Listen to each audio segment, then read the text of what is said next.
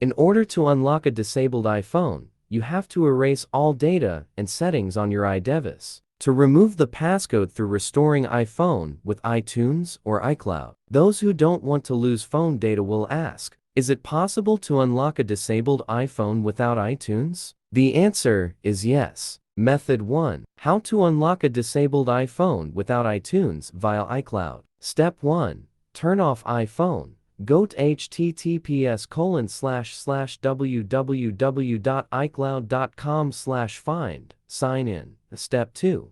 Click All Devices. Choose iPhone. Hit Erase iPhone to remove all content and passwords. Step 3. Turn on iPhone. Setup.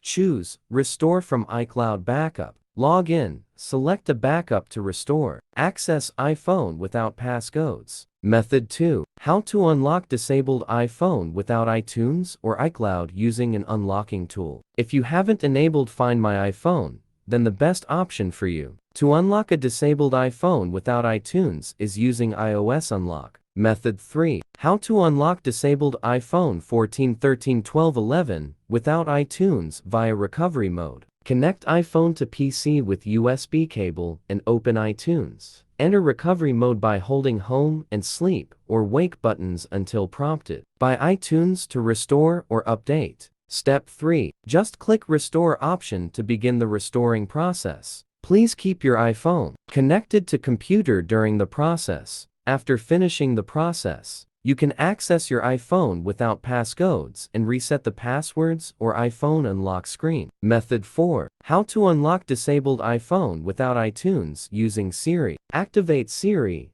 ask for the time, then open the clock app and add a clock using the plus button in the clock settings. Type text, select all, and share via message. Enter random letters into and press return. Highlight and select the text, then tap plus. Choose Create New Contact. Go to Add Photo, choose Photo. Exit Photo Library by pressing Home to unlock your disabled iPhone without iTunes.